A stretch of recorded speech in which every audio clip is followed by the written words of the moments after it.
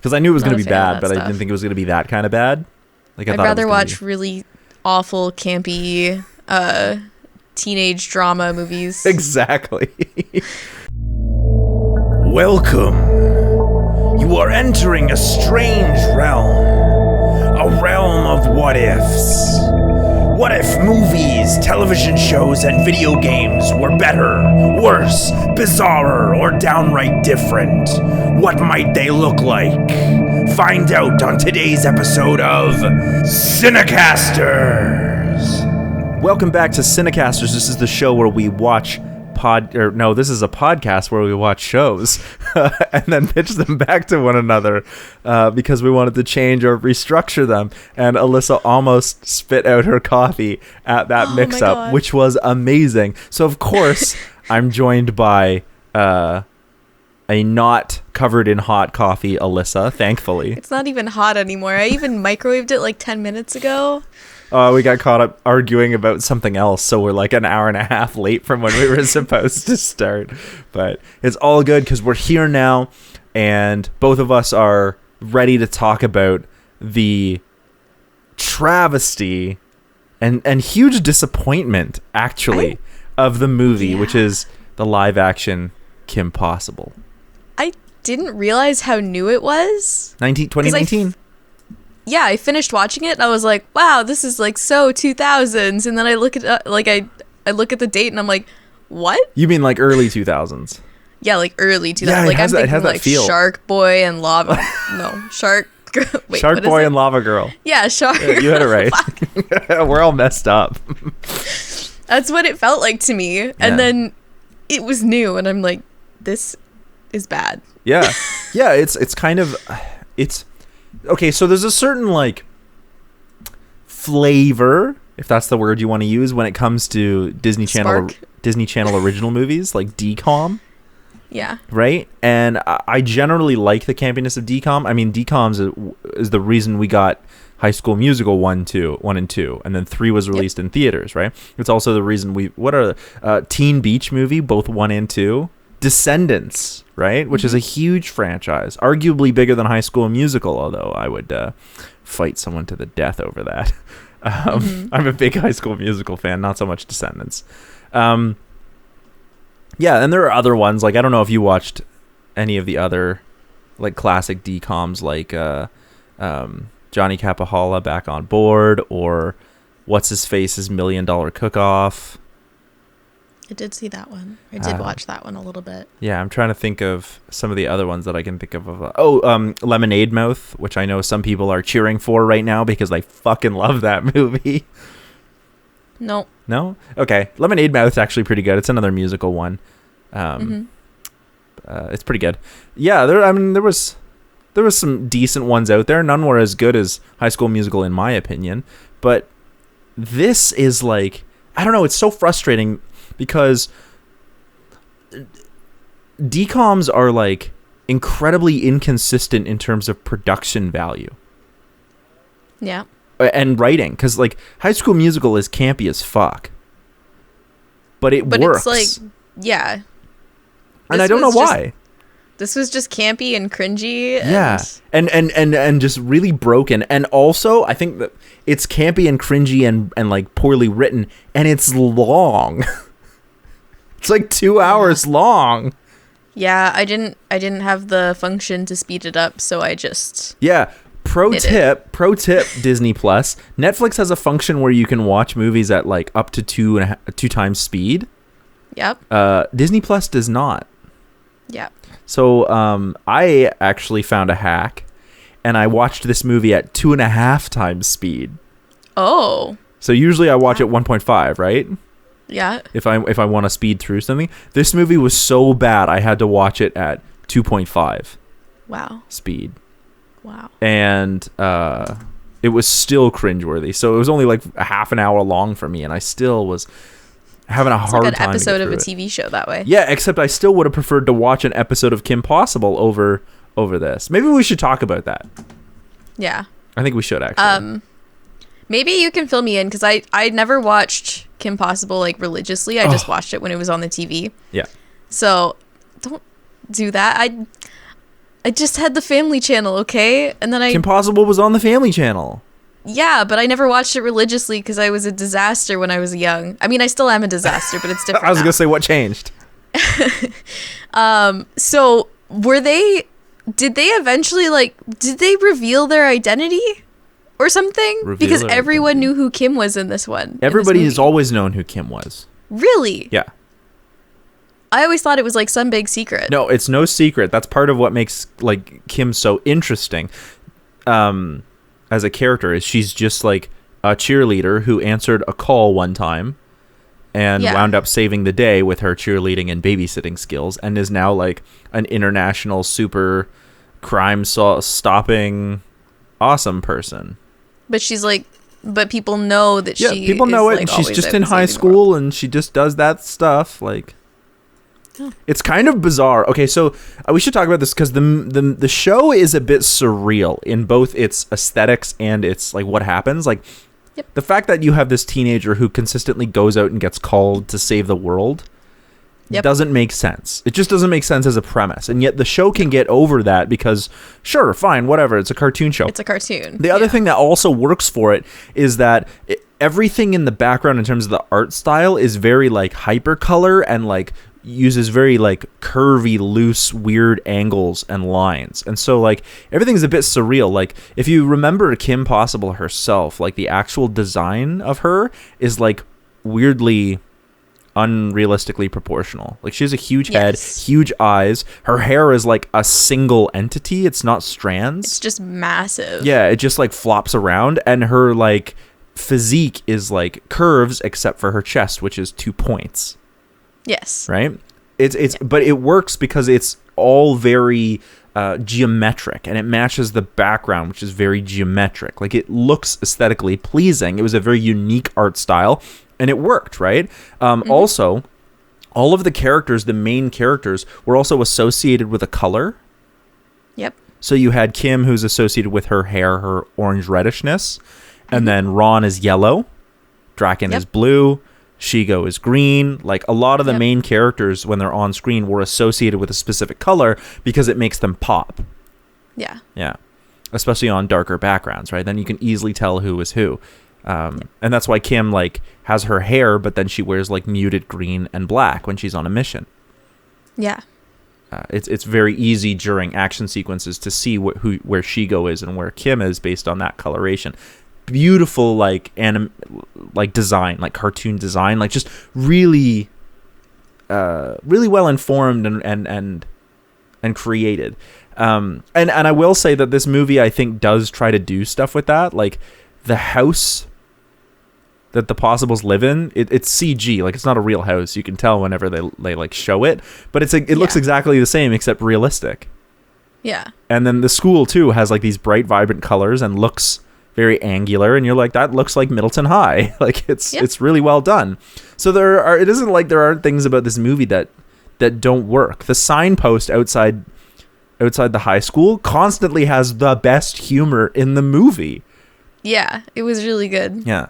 Like that part I was like, oh yeah, I remember that happening in the show as well. Yeah. Like yeah. Like assembly required. That's funny. Yeah. My favorite was still the first time we see it when the sign says summer is over. It's all your fault. Like it's so I don't know. That was consistently the best part of the movie. Yeah. Was the signpost. But it wasn't like this movie was like terrible all the time. And there were a couple other things that I think were worth noting. Like Patton Oswald as Professor Demented, Professor Dementor. He's the original voice actor for that character from the show. At the very beginning, it's Professor Demented. That I was like, yeah, oh my god, they got Patton Oswalt, like it's great. But then like, I don't know, everything else was, the characterization and writing is awful. It's just awful. I don't know. Shigo was pretty great. Shigo's okay. I think she was great. Well, I think part of what made Shigo and Draken so great was how they argued with each other, and I do feel like they did try. I will say that I think Shigo and Draken on screen together is the strongest part of this movie. Yes. Narratively and characteristically. Yeah. will say that I don't think it's as good as we get in the cartoon. No, because we have. But it was still decent. I can't remember what their voice actors' names are off the top of my head. John DiMaggio plays Draken. He's very famous for playing Bender from Futurama and Jake the Dog from Adventure Time. And I can't remember her name. She's a very famous voice actor as well. She plays Supergirl on the DC superhero girls. I can't remember her name. Fuck. But the two of them would like play off of each other, and they were consistently hilarious as characters.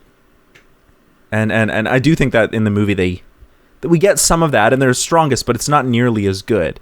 And I also don't think that Ron and Kim in this movie are anything like their counterparts. No. I actually think that what my biggest problem with this movie is that Kim feels off. Like, I think the reason that Kim Possible was so awesome was because she was just effortlessly cool without trying, but there was a vulnerability to her. Like, it wasn't like she was just this like James Bond-esque I'm always awesome super spy.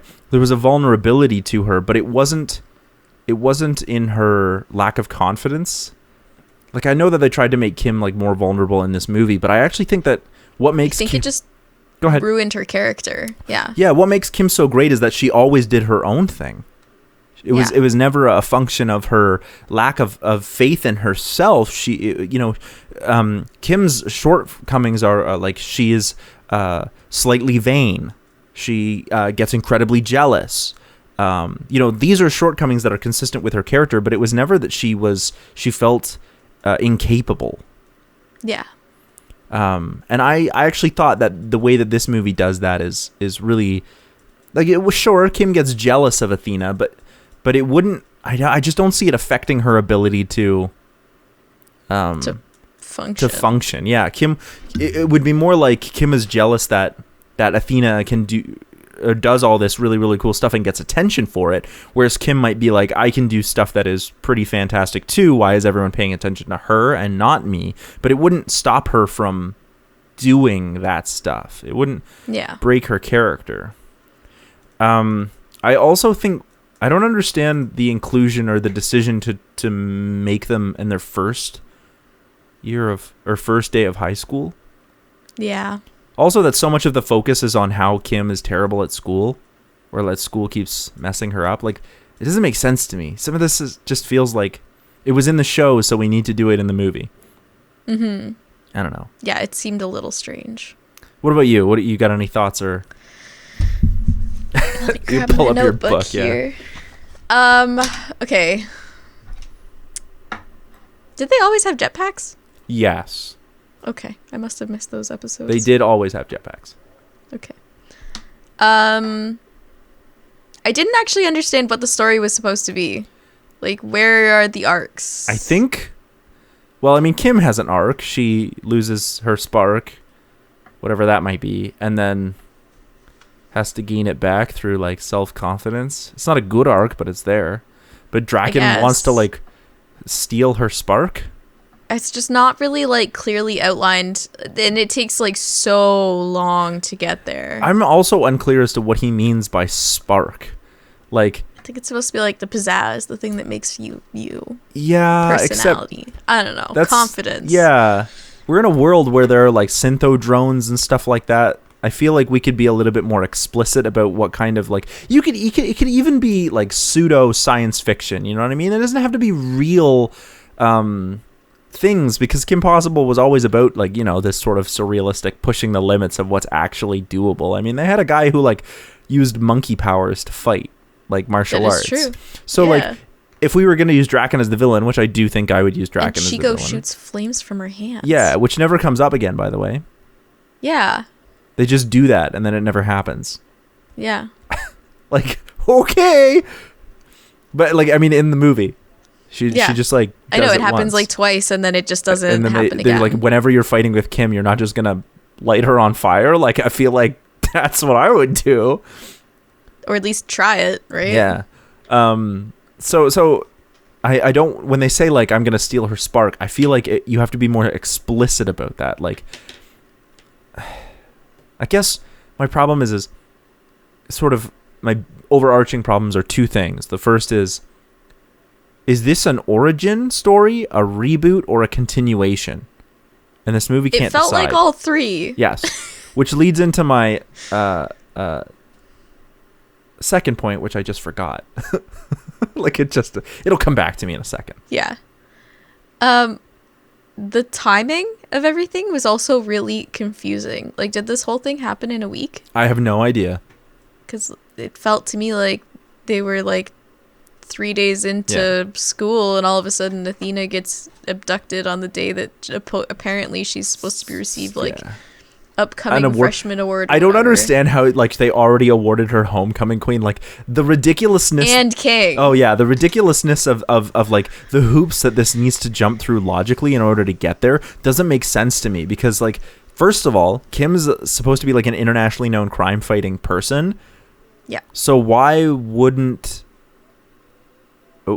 it seems weird to me that she would be humiliated for trying to do this like wicked backflip in front of the whole school to save Athena. Like, yes, certainly she failed at it, and through, like, she could have given Athena the mop so that Athena could have done the thing and saved herself, but instead Kim did it. Certainly she failed, but I don't think anyone would be like, oh my god, so embarrassing, she like face planted. Everyone would be like, no, Kim stood up to the people trying to abduct a student. Like, nobody in their right mind would be like, oh my god, that's laughing so embarrassing. Yeah. Can you believe that happened? Other than Shigo, like, that makes sense. Yeah, but that's what Shigo would do, right? The other thing too is, how is it that people like, quote unquote, didn't know who Kim was? Exactly. But then as soon as Athena has any sort of little bit of success, everyone riding knows who she on is. Kim's coattails, suddenly the whole school is like, oh my god, it's Athena. Yeah. Wow. I also had a big problem with like the fact that they were like, oh, we don't do cheerleading, we do soccer. Yeah. So I'm going to come back to this in a second because there's an undercurrent. But I remembered what my other two-part problem was.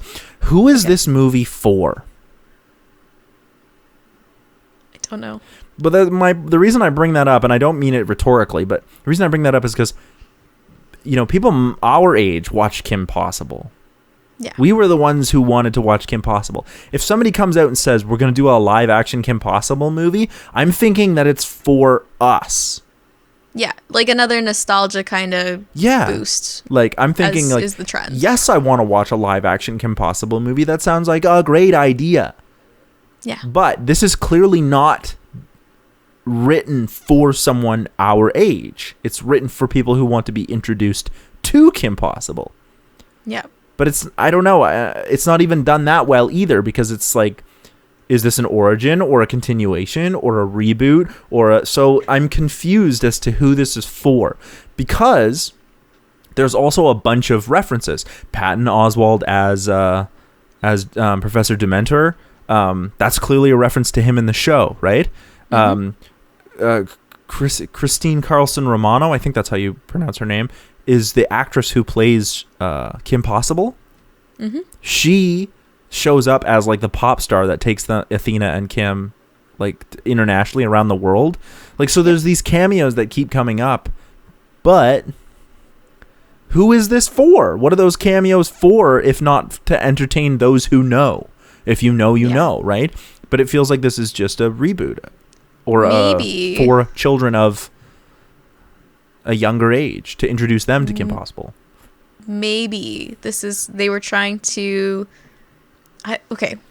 this is just a theory, okay. Maybe they were aiming to kind of hit that sweet spot of young adults who have children, and they're trying to introduce the children to Kim Possible while also entertaining the adults who grew up watching Kim Possible. I certainly think that's possible, except for the fact that I just don't know if they hit the mark. No, the writing on this, it feels very childish, though. Yeah. So generally speaking, that works best when you have simple concepts that run very deep. Yeah. Pixar does a great job with this. Up is a simple concept, right? It's about a dude who leaves home because he's trying to follow his dream, his adventure, right? But and that's something that any kid can follow. It's very simple. He doesn't leave home. He takes his home with him. Fine. Like a turtle. It's a nuance. Fine. You're not wrong. But like to see this adventure in order to fulfill a promise he had made to his wife, right? But the layers run deeper than that. It's about connection with family. It's about promise to someone new. It's about finding a new family with Russell and Doug, right? It's and Russell, Doug, and what's the old man's name? Well, what's his name? I don't remember. I can't think of his name. Oh shit. But it's about all of those things, right? Finding Nemo is about talking fish, and the little kid fish dad needs to go find the little kid fish and bring him home. Like, it's that simple. And as you said, home, right? It's about coming home. Yep. Right? But the things that happen in that adventure are much deeper than that. It's almost the Odyssey, really, when you get down to it. So there's deeper things. This, I feel like, is this the problem that we often talk about. It's thing that happens to thing when they're disconnected. There doesn't feel like a progression between effect, event, and the next causal reaction to that event. Yep. Things just sort of happen because they need to happen. Yep. And are stretched beyond believability. Yeah. Anyway. Ron is a whiny douchebag. Yeah. Which is really sad because I like that actor. Ron is oh, really? I see him in, what's that stupid sitcom that he's in? He plays a Something voice. About the Goldbergs, Blue. I don't remember the name of the show, but he just plays like this dorky kid who is just growing up. Like, so he's been typecast. I guess. Because he does a voice of a very dorky kid in Camp Cretaceous, which I'm a big fan of. Yeah. So like he's actually pretty great in that other show. If I could remember the name of it, I would say you should watch it, but I can't remember the name. So bad writing on the whole, but that's disappointing because Ron is actually my favorite character in the show. Yeah. Despite being sort of this oddball dork. I thought oddball dorks were the thing that you liked. Yeah. Like, I still like Kim a lot too because she's very capable and very cool and a flawed character. I like Ron because he is a big problem that I have with this. In this, he's like, stuff happens because he's a bumbling idiot. Yeah. In the original, it would be like Ron is very capable. It's just he's unfortunate. Yes. Like, things would happen to Ron, but he was always fairly capable of doing things. Yeah. Live action Rufus freaks me the fuck out. Oh my god, it's terrifying. Yeah. It's fucking creepy. The soccer thing where Kim like tries out for soccer just feels so like, oh my god, are we watching Shaolin Soccer now? Yeah. Yeah. Okay. Yeah. Here we go. My problem with this movie, one of my problems with this movie is I feel like it's trying to do Kim Possible but with girl power to the nth degree. Yeah. So there's the scene where Kim's mom, Dr. Possible, and Nana Possible, and Kim are all like, now we're going to kick some ass. And it's all like girl power. And they have to play soccer. They're not allowed to be cheerleaders or that's what the movie is sort of telling me. It's not that they can't. It's just like at this school, it's all about soccer. And you're like, okay, so we can change some things. Kim doesn't do cheerleading. She does soccer because soccer is seen as more masculine and girls can do that. Of course girls can do that. Doesn't mean cheerleading isn't cool. It's just cheerleading is associated with traditionally female archetypes, right? What? The introduction had her cheering and had Ron taking over the cheer. Yeah. But then there was no cheering in the movie. Yep. That's because I'm pretty sure that introduction opening is like a shot-for-shot remake of the original it is. TV show intro. It is, but why would they do that if they're not going to stick to what? Because it feels we're trying to be an homage. That's the problem with this movie is sometimes it's we're going to do this because it was in the movie or in the show, and other times it's we're going to do this because girl power. The whole I also really like the fact that Kim was just like, oh, wearing the same thing every time going out for a mission feels cartoony, but then she still wears a different thing every single time that she goes out. Like, it's the same outfit. Yeah, just a different outfit. They tried to like make some jokes about that, and they don't land very well. I also didn't like that they decided they couldn't have. I don't know. This movie is dumb. I'm tired of arguing about this movie. It's just the one. Sorry, you go. Go on. Okay. The one thing that really bothered me the most, actually, I think, was the fact that at some points, Kim is a badass. Yeah. And Athena takes over her badassery, and then Kim is like down here, and then Athena is suddenly like, I'm not a badass anymore. Save me, Kim. Ah. And then Kim's a badass again. Like, it's like they're trading who's going to be the badass at any given point. Like, you could both be badasses. Yeah, you can both be badasses. I actually thought it was weird that they decided, like, oh, we need to have, like, another female character be badass. Like, as Athena. Like, first of all, like, they already did the Syntheodrone thing, like, and then Fake Out. That's the entire point of, like, the original Kim Possible movie. Was when they create the Syntheodrone of Eric, and then he starts dating Kim, and then they use that against Kim, and it's like we already did this. Like, why are we? What is the purpose of this movie? I don't understand. It feels like a terrible cash grab with low budget, bad effects. Like, can we talk about those effects? It literally feels like somebody created these terrible settings, like just terribly generic factory settings, and then they imposed the characters with like, so I'm talking about the jetpacks at the very beginning. It feels like someone took a drone shot of a dam and then imposed the characters who filmed in front of a green screen, and then imposed the jetpacks and helmets on top of them. Like, the jetpacks and helmets were not part of the costume. They were imposed on top of imposed characters on top of imposed backgrounds.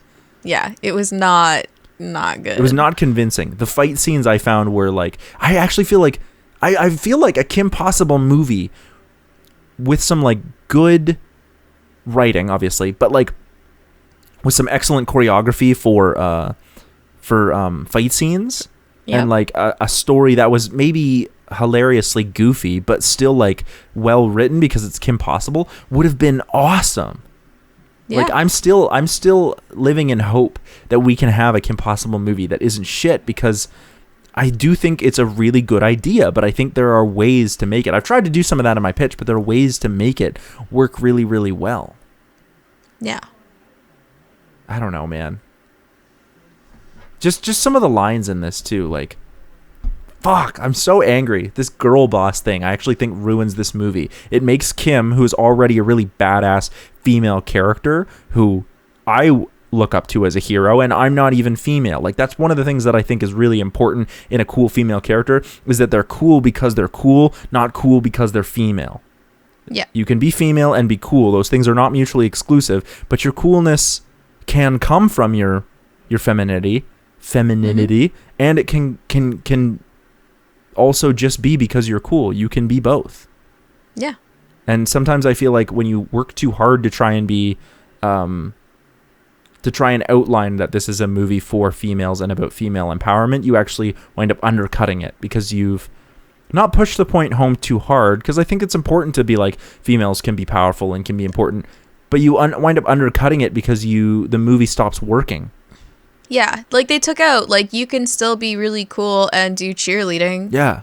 Why can't you? You can kick people's butts and then go and cheer for your team to win. Like, that's... Yeah, in the original movie, Draken even says there's one line where he's trying to shoot her with a laser or whatever, and she's like backflipping out of the way, and he's like, "Curse you, Kim Possible! If you were on the debate team instead of the cheer squad, I would have fried you by now." And you're like, yeah, because those skills are transferable. Yeah, and so the problem that I had, actually, they introduced a lot of stuff and then never used it again. That pink goo that was supposed to destroy the world, I thought would be hilarious. Yeah, that's just a hilarious plot. Issue, yeah, right. And then the soccer thing. Is there ever any actual, they need to kick something out of the way to get it away from someone? No. Do they use the soccer skills? It's literally because soccer, like, girls can do soccer and cheerleading Cheerleading can be cool, man. Is not for girls who like to be powerful. Yeah, exactly. Which I think is ridiculous. Now, we talked about this when I did the Tangled. This is a thing, but there's this sexuation, right? Soccer is associated with males and as a male-dominated sport. Yes, for sure. Yep. Can females do it? Of course. Should females do it? Of course. Can Kim be a soccer player? Of course. That's not the point. If they really wanted to like drive home this like girls can do anything kind of thing, why didn't they get them to play football? Because to me, like I've seen I played soccer when I was young. So to me, like football is the one that I would never Football is very we didn't have a masculine female football team in my high school. We didn't have enough interest in it, right? First of all, there was soccer teams. I don't want to get too political, but football is just bad for everyone. I think it's a bad sport because it's just bad for you. Also very, just damaging. Yeah, it just damages your body, and there's a reason that people with like even minor concussions only live to like 50 years old. Seriously, go and look that up. I'm not going to go into it right now, but look that up. Soccer can be just as damaging too, though. Like, but soccer isn't. Pretty careful. Soccer can be. I used to have a coach in school who said that hockey is a contact sport. Yep. Whereas football is like a collision sport. I don't know. I've seen some hockey games where it looks like a collision. But the point of the sport isn't the point is not to collide, right? It's certainly a byproduct, right? But you could easily be like, in the NHL, they could easily just mandate rules and be like, no fighting, no hitting, no checking whatsoever, right? They try.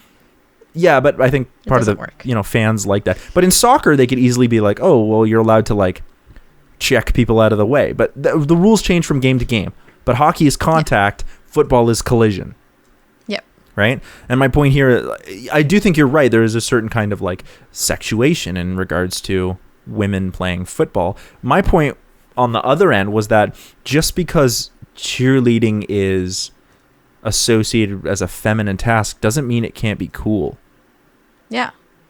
Right? I think that the reason that Kim was a cheerleader actually helped her in her missions, and you just said, like, soccer doesn't do any of that. Now, certainly we get to see her like flip and kick, but most professional soccer players would never do that because it's not necessary. And it doesn't help your skills. It doesn't help line them up any better. Like, it's more show than it is like playing the game. Yeah, it literally feels like Shaolin soccer when we're watching that. Yeah. And part of that is because of the way it's shot, because you can tell like a lot of it is fake. Even when Kim does her like last big kick, the ball is not there. It's an effect. And so what winds up happening is it cheapens the value of what she's doing, both in terms of her abilities on missions, but also now we have to superimpose the ball in. We have to shoot it so she can do these kicks and flips and whatever for soccer in a way that is unrealistic. Whereas you could easily just be like, okay, Kim, show us how good of a cheerleader you are. Yeah. Also, I don't understand why Kim would even choose. She's got her cheerleading audition all worked out, shows up on the day of, and then everyone's like, we do soccer here. That's the sport of our school. And you're like, okay, but if Kim didn't want to play soccer, why would Kim try out for soccer? She's got her heart set on cheer. Why would she not continue to cheer? Because she wants to fit in. That's my problem is I always felt like Kim was confident enough in herself to do what she wanted. This doesn't feel like my Kim Possible, damn it. Hashtag really not true. My Kim. The personality of the Kim in this movie felt like it wasn't genuine. Yeah, it felt I don't want to say weaker, because that is a feminine characteristic and I'm trying to get away from that. But when I say weaker, I mean like characteristically weaker. It's poorly written. It's a weaker character, not a weaker personality. Yeah. It's a weaker character in terms of writing, not in terms of... Yeah, it wasn't written very well. No, and that was what made the show so great, is that it was very funny, witty, while still having this great... sort of drama play out between, can you be a super spy and save the world and also be your basic average girl? That's right. I pay attention to lyrics. That's the line in the opening. I know. Yeah. Okay. I know. Yeah. It doesn't matter where or when there's trouble. And I do think that this movie does try to balance that out, where we get the mission and what's happening there and the personal life. That's very central to what makes Kim's formula work so well, particularly her relationship with Ron. But I didn't feel like they did much with their relationship with Ron. They're just sort of established as friends, and then they stay friends. Not that they needed to go into the whole like romantic backstory. That takes seasons to get into in the show, but just show the dynamic between Ron and Kim more, and instead we get a dynamic between Kim and Athena. Yeah. And to me, it felt like that was sort of usurping Ron as a character. Yeah. Because poor Ron. Girl power. I'm all for girl power, but don't let it undercut the actual point of the show. Yeah. Well, the point of the show was girl power. It's like they used their own technique against themselves. That's what Draken should have done. Maybe Draken wrote the script for this movie. Maybe. And that's why it was terrible. Maybe. Let's get like super meta about it. They were maybe this is the movie they made of Kim's life in the Kim Oh my god, this is my pitch. Are you ready for this? Okay. This is my pitch. It's not actually, but this is my pitch. The movie we just watched is a live action remake sort of telling Kim's life that was then released to the public audience, and everybody watched it, and now everyone thinks that Kim Possible is a joke because the movie's so terrible, right? Yep. Now, this is one of Draken's terrible plans. He actually wrote and produced the film in order to get people to be like, that's a terrible film, it's stupid, like, is Kim really like that? And now, I don't know, it didn't work because Draken's plots... Yeah, it didn't work because Draken's plots are terrible, but that's why the movie is terrible. And that's why I like that. So it was a movie that was released in the universe of Kim Possible and does a terrible job of telling her actual story. That's my pitch. That's what I'm going with, because that makes me feel a lot better about this movie. Yeah. I don't have anything else to say. Do you have anything else you want to add before we get into pitches? I just have to say it was really weird. I can't remember her name. Kim's mom. Dr. Ann. No, the actor. Oh, Michelle Monaghan? Mulligan? Mulligan? Something like that. It was jarring seeing her as a mother of a teenager. I was like, she has children, doesn't she? What? Doesn't she have children as an actress? Does she? She's not that old.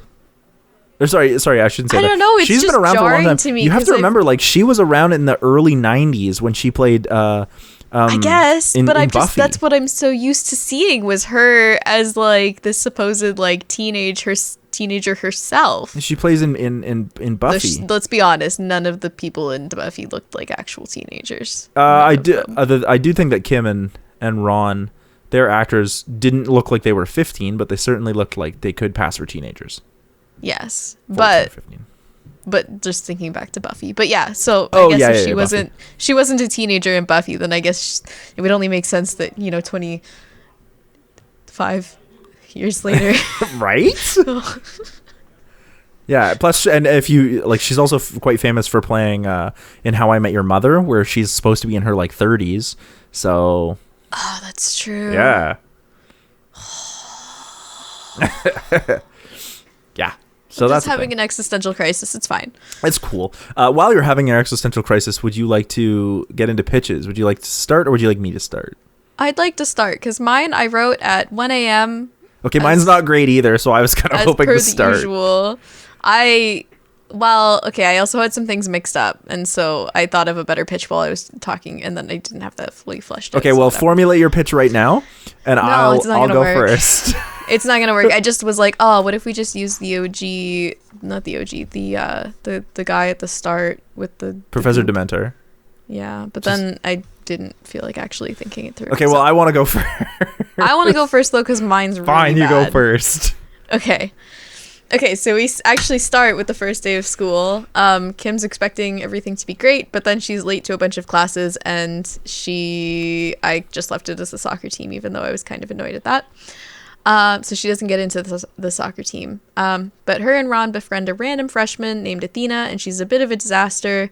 But then they get called away for a mission and have to leave her behind. So in mine, for some reason I was just my brain was like, Kim and Ron aren't supposed to let people know who they are. So that's what I fine. did. They don't know, right? Because it's been quite a while since I've watched any of the Kim Possible stuff. So Kim and Ron show up to the prison where Draken Dr. Draken D is being held. Yeah.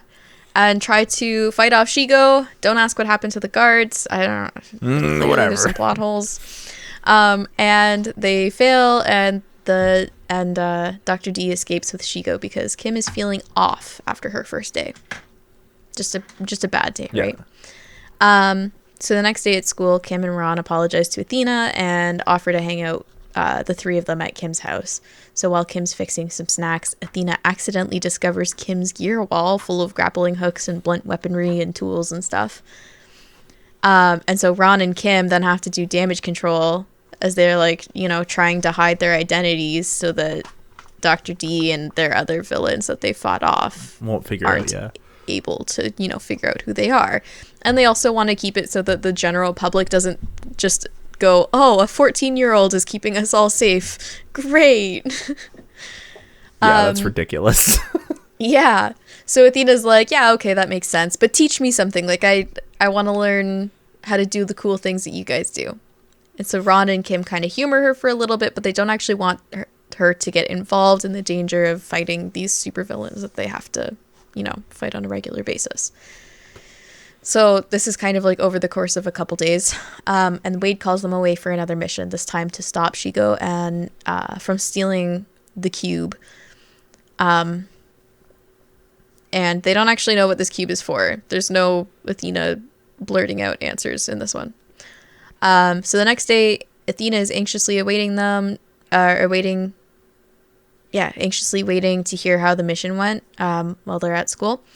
And Athena's like, well, I've got brains. Can I come with you on your next mission? I'll stay away, like, I'll stay far away from the danger. I just want to watch, and I want to help if I can.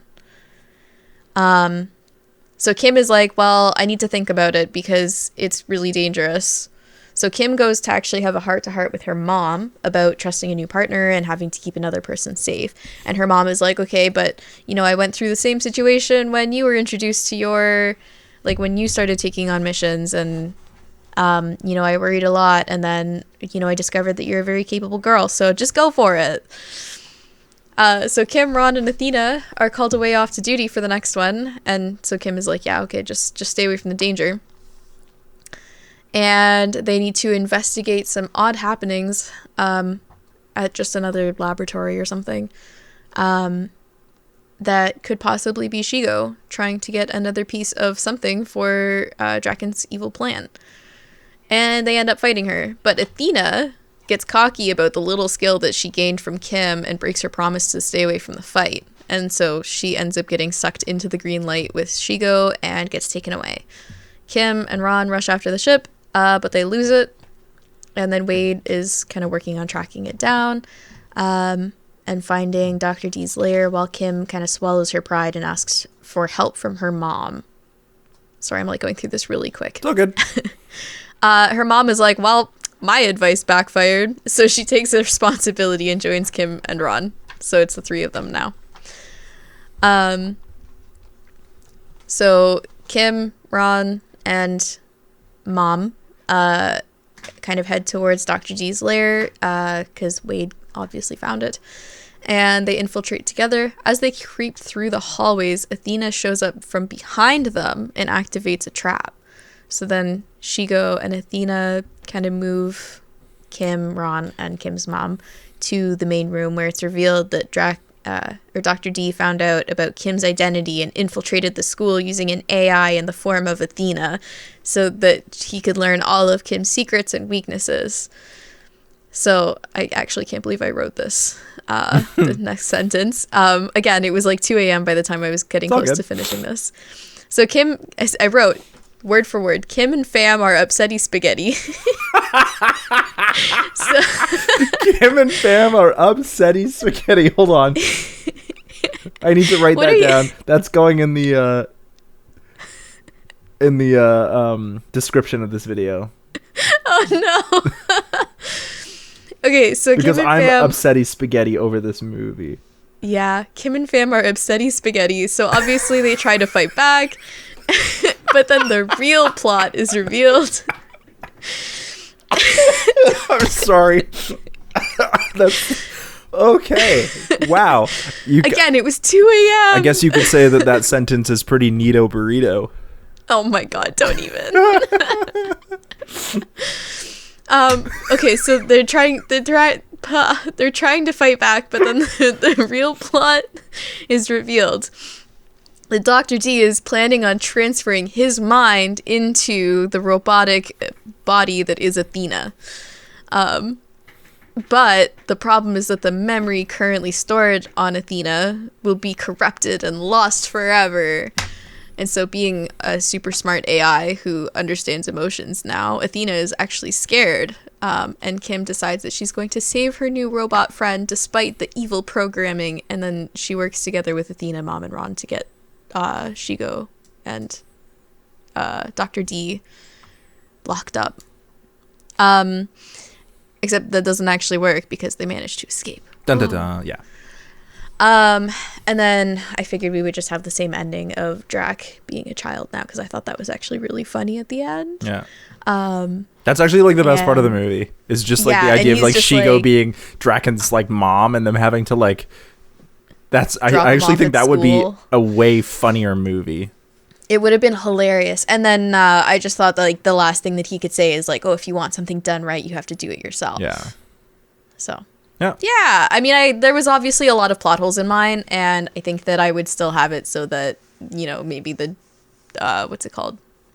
The stupid drone is what helps save them with the escape button. Yeah. And I really liked the idea of having a third character, but instead of having it so that she makes Kim struggle with her own sense of, I guess, purpose or strength. Or self-worth. That it's more like she has to struggle with another responsibility. Yeah. Yeah. Yeah. I also think what you've done is like you've taken the basic outline of the original story we had and just sort of streamlined it so that it's like, let's get rid of all this superfluous stupid shit and let's make it really about one thing. Yeah, because the stuff that happens at school now, it's more of just an additional setting for Kim and Ron and Athena to try and be sneaky about what they're talking about. Yeah. Whereas when they're at Kim's home, they can be open about it because Kim's family knows. Yeah. Yeah. So. And that's always really, really something that the show did well, is usually whatever mission or plot they were on paralleled what was going on in Kim and Ron's personal life. Which is just good writing.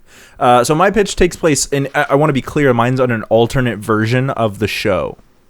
Okay. And so it holds on to some canon, but other things are just not the same because it's in the real world, and I wanted to like be sure that. So we can establish like, we'll have like this kind of opening where Kim and Ron show up, stop Professor Demented, who could still be played by Patton Oswald because that's amazing. And then we get the credit sequence, and in this credit sequence, it would not only give us the actors and actresses and whatnot, but it would be like a play on classic James Bond films. So we get like this jazzy version of the Kim Possible theme, maybe sung by Adele. You know what I mean? Of course. Like, or just an instrumental version. Like, I don't know. Either would work, but it would like, just to like really parody sort of James Bond things. And also just because I think it is a spy movie and that would work really, really well. Oh, yeah. And because I love that theme, but I think treating it a bit more serious and a little less like poppy might be like a fun homage, you know what I mean? Like a serious spy movie now, wink, wink kind of thing. Yeah. But during this sort of credit sequence, we would also get some backstory filled in. So stuff that happened in the show is exactly the same, except though it's the real world. So Shigo doesn't have like green fire powers. And like Dr. Draken isn't mysteriously blue for some reason. And Rufus is just a naked mole rat. He's not like super intelligent, and he's kept in a cage in Ron's room because that would be weird otherwise, right? And he's not CGI. He's just a mole rat. Like, he doesn't go out on missions with them. And yeah, and so we get sort of that kind of thing. So this is the real world. Okay. There's this like scientific stuff. There's still syntho drones and science fiction, but it's not, there's not stuff that's magic and whatever. It's much more realistic in my version. So yeah.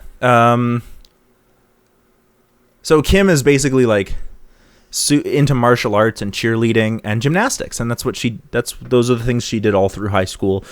And so then after the credits, we return home to Kim's house, where the next day is Kim and Ron's last day of school at high school. Oh, it's their last day. So everything that happened in the show is canon, except it's an alternate version of that. So for the most part, we're following the same plot line. So it's the last day of Kim and Ron. They've already had their graduation ceremony, and they're approximately 7 and 18, and they're going to the summer before they're going off to decide what they want to do, like university and school. Yep. So they've already officially been dating for a year as well. They go to school, and Kim talks about how she was trying to in the next year, she wants to balance her school life at college with her home life. So she picked the University of Middleton so she can stay at home and be close with her family. But the University of Middleton is associated with the Middleton Medical Center, where her mom works as a neurosurgeon. Her mom is Dr. Ann Possible, and her father is Dr. James Possible, who works at the Middleton Space Center. But the Middleton Medical Center is associated with the Middleton University. That way she can stay at home while still getting a really excellent top-notch degree. She just can't decide to choose a major. She's also excited because it means she'll be close to Ron. They can spend time together. Ron seems less of sure where to go. He's not particularly good at academics, so he's not going to go to university, and he's trying to decide what he wants to do, college-wise. Ron's Ron, so yeah. But he's just like I'm trying to figure out what my major is going to be, you'll figure out something that works for you. Kim's just got a bit more of a plan, as Kim would do. And she attempts to try and cheer Ron up, but for some reason he's just not feeling it. So meanwhile, Shigo breaks Dr. Draken out of jail because she's a badass, and Dr. Draken, he says he's already got a new plan. He's like, I've already got a new plan. I'm very excited about it. And I'm going to, instead of trying to take over the world, because that seems to keep failing, I'm instead going to try and undermine Kim Possible. Right. And I think I've already figured out a way to do it.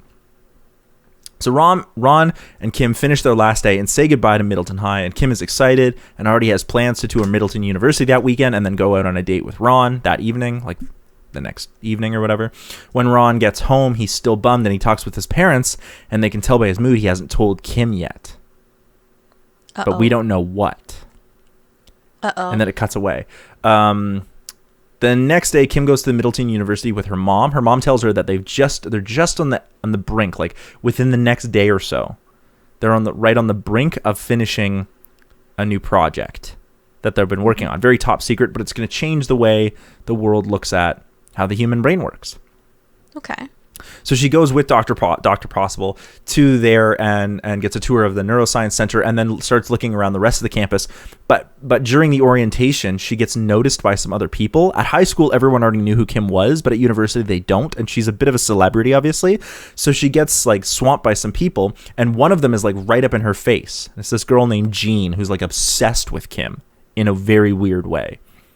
Anyway, she makes it through her whole day of orientation, and she's kind of wishes she'd brought Ron with her because it's a bit overwhelming, and also everyone was swamping her.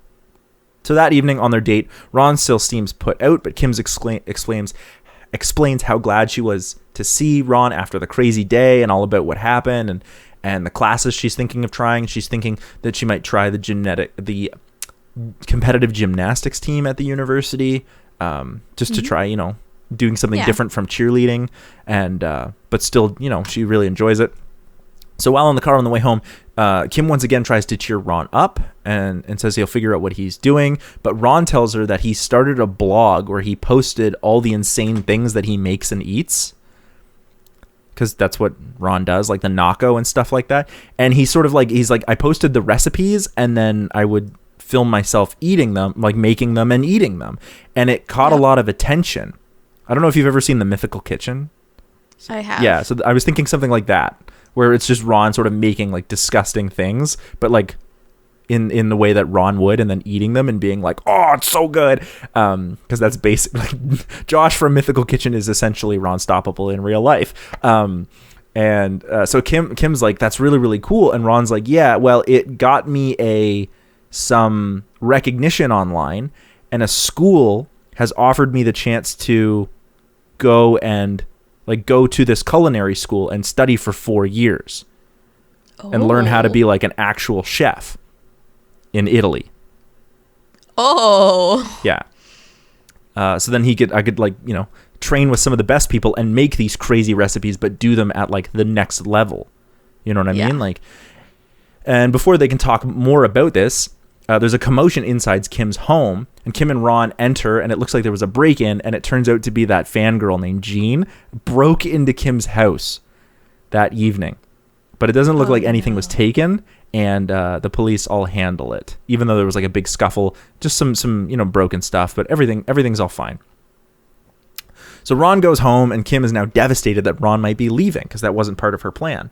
So over the next couple of days, we see that Ron and Kim are having a tough time figuring this whole thing out between them. Kim is trying to spend her free time in her summer, seeing her friends, but many of them are getting ready to move away, and she's sort of like, this is crazy. Like, I knew things were going to change, but I didn't think they were going to change like this, including Ron, who's getting more and more busy. To make matters worse, Kim's mother they hit a snag in the project. And so she's been spending more and more time at the lab trying to do overtime to finish this. And so she isn't there to talk to Kim, and Kim loves her dad and her brothers, even though her brothers get on her nerves, but it's not the same as spending time with her mom, especially because now she's in a house with her and then 3 other dudes, right? 2 of which are now going into their second year of high school. Yeah. Also, I just want to, in my version, Ron or Dr. James and Dr. Ann Possible are played by Christine Carlson Romano and the original voice actor for Ron. Okay. They're played like the Doctors Possible are played by the original voice actors for Kim and Ron, because I just think that would be such a good Easter egg. That would be so cool. So Kim even sort of wishes that there'd be some kind of villainous plot, but Wade says he's like, it even looks like the villains have taken the summer off, so there's nothing happening. After a few more days, Kim's mom finally has some time off work, and Kim wants to talk with her, but she's so exhausted, she asks Kim if they can do it at another time, and Kim wants to be respectful. That night, when Kim is supposed to be sleeping, but because she's a teenager and doesn't, she hears her parents arguing, talking about the stress of the job, and how, there's some work-life balance issues. As summer continues, Kim sees less and less of Ron, and he's slowly beginning to pack up and get ready to move for school. And we can see that both of Kim's parents have been arguing more and more. And Dr. Ann Possible then tells Kim that she's going to be staying in a hotel closer to the university until the project is done. And she's just like, well, I really hope you finish the project soon, because I want things to go back to normal. And Dr. Possible says, I don't think, even when the project's done, I don't know if things can go back to normal. Sort of implying something has changed. Something is up. Yeah. So the next day, Wade all of a sudden clicks in and says there's been some activity at the Middleton Neuroscience Center. And they find that... I missed a while back. I missed this a while back. There'd been a break-in where... Or not a break-in. One of Draken's factories... This is a while back. I missed it. Draken's factories, where he had manufactured syntho drones, had come back online. But Kim and Ron managed to stop Shigo and Draken before they can make a whole army of syntho drones, so they only managed to make a few. Okay. So the next day, Wade chimes in that there's been some activity in the Middleton Science Center, and they find Draken scanning Shigo's brain, and they begin to fight, but Draken completes it and puts... What happens is that all of Shigo's martial art moves are then easily scanned into the synthotrone's body. And it appears like this is what Dr. Possible was working on. A way to scan brain patterns and whatnot. So now there are actually basically 2 Shigos fighting Ron and Kim, and easily can deal with them, right? Because there's a syntho drone that knows all Shigo's moves and Shigo.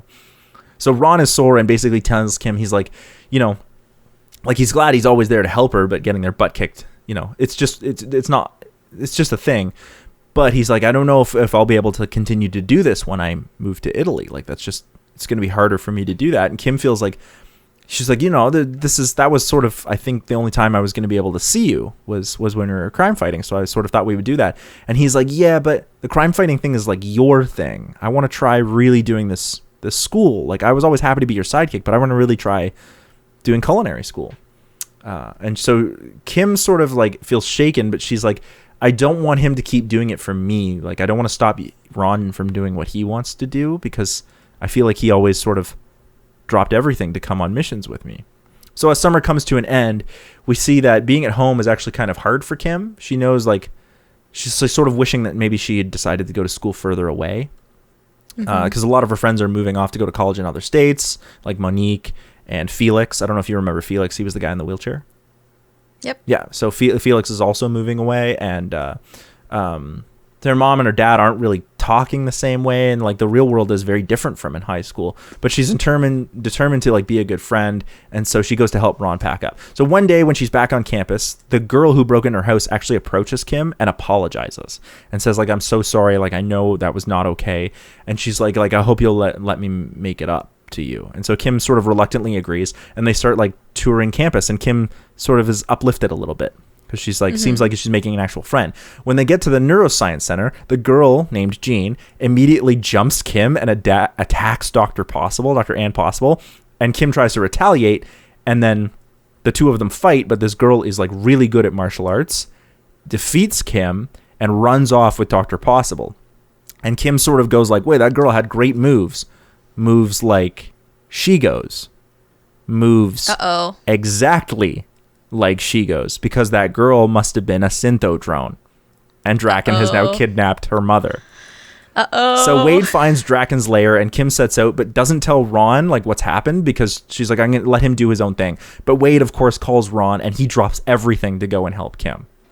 And so at Draken's lair, Kim is basically shows up and is easily defeated by the Synthrodrone and Shigo together again without Ron. And Draken basically, he's like, I'm going to use this device, scan your brain, so that Jean will have all of Shigo and Kim's moves and basically be unstoppable. And Shigo, of course, taunts Kim, saying that she's probably not worth it because she's basically useless, because all they had to do was like break her, like she's had her spirit broken. But then Ron shows up and like stealths his way in to save Kim, and they can have a moment where he's like, yeah, you know, I want to be with you. Like, I understand that you wanted me to do my own thing, but you still have to give me that choice. Like, if you had asked me to stay, I might consider it. Yeah. So they sort of have like a moment that way, and she's like, I don't want to like pull you down the way that I have with like crime fighting, and they can have a whole moment where they sort of work things out later. He's like, I don't know, we can't have this conversation right now, but if you asked, I might consider staying. So yeah, he like breaks her out, and they basically, like, while they're sneaking around, they manage to find Dr. Possible, and they're trying to save her. But then Dr. Possible turns around and actually says, or gives their position away, and Draken, Shigo, and Jean are able to capture Kim and Ron and Dr. Possible once again, because it turns out that when Jean broke in the summer, she actually kidnapped the real Dr. Possible, and Dr. Ann Possible has been a synthodrone this entire time. Oh no, Yeah. That's why the arguments have been happening. That's why the arguments because it turns out that Draken's plan wasn't to try and take over the world, it was to try and undermine Kim, and Kim derives her strength from the people around her. From her parents, her family. Kim is now fucking pissed that they would like try to ruin her family. But essentially, so what had happened is the reason that this was all Draken was all able to do this is because the breakthrough that Dr. Possible had talked about before, they'd actually done it that day, and the fake Dr. Possible had been making it up in order to cause conflict. Right. But the actual thing that they finished, the brain scan, they'd finished it that day, and that's how Draken was able to like brain scan the synthodrones, including Dr. Possible, who is a synthodrone. Yeah.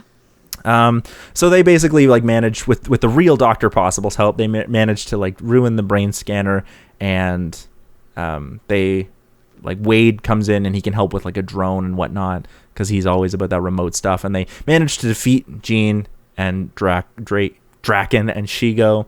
And they find, and basically they, immediately they go home, and Dr. P is immediately like welcomed back into the family, and everything's all good. And Kim tells Ron that even though like his, like, it turns out that Ron's placement was to a real school, but it was also caused by Draken and Shigo planning. So he was probably good enough to get in, but he wasn't actually. They like bribed some people. So.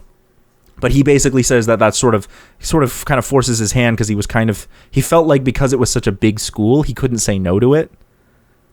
But yeah, even if Kim had asked, but he's like, now I know what I want to do because I felt so strongly about this. So he's like, I'm going to stay close to KP, but I'm going to like, I know that I want to do something with food, because he loves food so much. And that's the end. So they decided to save the boy. Yeah.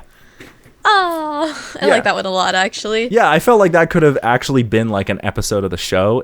I stole a bunch of plot threads from a bunch of different episodes. Like, it's very similar to the last episode in terms of what happens like when they are graduating. It's very similar. Like, I did sort of steal the Syntho drone thing from the original movie where they have, but I felt like this was a much. It has a lot of elements that are similar with the movie, but it's much stronger to the it's much more true to the original plot, I think. Yeah. Yeah. Yeah. So there's my I attempt like at that. Kim Possible. I like that a lot. And you'd need a good choreographer, like fight choreography. Definitely. Because I would need really a little bit of a higher budget as well. Yeah, I'd want Kim and Shigo to really like be able to show off. Like, ideally in their physicality, I'd want Shigo to be a better martial artist than Kim, but Kim to be more acrobatic. So that they can easily be shown to fight one another in a realistic way. And I do think that like part of acting is physicality. We never talk about this, but like, and I don't just mean the physicality of how your character is tired, so they're tired. I mean, like, it's small things like the way, like, if Shigo was a martial artist, then the way she like fights would come out in that. And if Kim was a gymnast who had taken martial arts, the way she fights would come out in that. So you have to think about these sort of stylistical personalities in the physicality of your characters as well. And actors are really good at this. Yeah, I think that in yours, Shigo would be a much stronger fighter, but Kim would be what I like to call a slippery bastard. Yeah, like a greased up pig. Yeah, hard to catch and, just manages to occasionally dip in and do some damage. Yeah, like I wanted her to be realistic, like she studied martial arts, but she's not like a fighter like Shigo. Yeah. So when the two of them scrap, Kim is constantly like dodging and moving and gets her licks in, but Shigo is a trained fighter. Yeah. But not an acrobatic. Yeah. Those kinds of physical things. I'm thinking in particular of the fight and when I talk about physicality, not because I think that Kim Possible should be anything like Daredevil. In terms of tone or anything like that. I just mean like in season 3, we get this awesome fight at the New York Bulletin between Bullseye and Daredevil.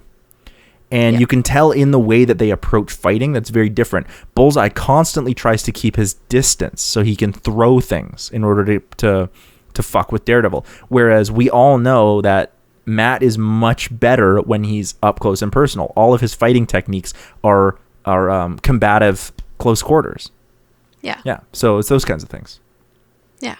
That physicality of how you plan a fight and how you talk to your actors and how your actors want to embody their character.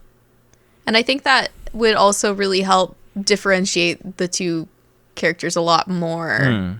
Well, I would still when have you're watching a fight scene. Yeah. Like, even if it was like a flurry of who knows what. I would still do a lot with coloration. So, like, I would have Kim still be represented by red, and I would probably dress Shigo in greens, but it would not be, like, in a weird green leather bodysuit. They even make a comment about that in the movie. It would not be in a weird leather... I would probably have her highlighted in green, so black with green highlights. Same with Draken. I would probably have him wear... That's kind of how it was in the show. Yeah, but hers was much more blatant. Like, her makeup was green. Her lipstick was green. It's weird. Yeah. It's like the difference between watching a CW superhero show and watching a Netflix superhero show. In the CW superhero show, characters will like put the mask on and inexplicably all of a sudden be wearing eye makeup, even though in the same scene before they put the mask on, they weren't. Yep. Right? Whereas in the Netflix superhero shows, Luke Cage, they make homages to Luke Cage, to Power Man's original costume, where he wore this ridiculous yellow shirt, by giving him a black hoodie with a yellow inline.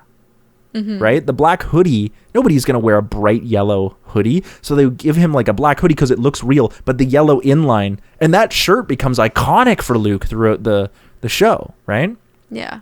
And Jessica wears leather, but her leather is often, like a leather jacket, but her leather jacket is often tinged purple. Yeah. It's those kinds of subtle colors that I would play definitely do that with the Kim Possible movie too. Yeah. Danny often wears green. Iron Fist often wears muted green tones or yellow tones in his costume, like just a sweater that's like this beige green, because that's Iron Fist. Those are his colors. Right? Color association, I think, is powerful. Yeah. Any last minute? We have Power Rangers, and people always argue about which Power Ranger they are. Yeah, it also depends on which version, because there's like 14 incarnations of Power Rangers. Oh yeah. Really? Oh yeah. Look it up. I never got into Power Rangers, so I wouldn't know. It was before your time. It was like part of my time. The original like Mighty Morphin Power Rangers was before your time. But then there was like Ninja Storm and Dino Thunder and Samurai Warrior. More like my time. Yeah, those would have been closer to your time. There's another big one that came out. It was RPM. They had vehicles instead of Zords. Like they would drive like motorcycles and cars. I think it was RPM, something like that. Anyway, any last minute thoughts? Maybe I might remember some of that too. Yeah. Anyways. Any last minute thoughts about Kim Possible? Athena was super sus all the way throughout. Like Athena was a bad character. Like even just writing, just a bad character. Yeah. Yeah. My last minute thought would be, hey Disney, if you're gonna do Kim Possible, don't do me dirty like that and get your fucking shit together. Yeah, I'm with you on that one. Because you ruined an amazing franchise. Probably because they didn't ask any of the original staff to come back and write. I guarantee it. Probably. Yeah. So many lost opportunities with this one. Garbage. Where can people find you? You can find me at twitch.tv/AlyssaLou with 3 O's, or you can find my handmade stuff on Instagram at Alyssa Rose Handmade. You can find our band Robot Philosopher anywhere you listen to dope music. You can also find our other channel, the CineCasters, for more scripted content and lots of other cool things. And, there's always new podcasts happening right here, so thanks for chilling with us. Bye. Doot, doot, doot, doot.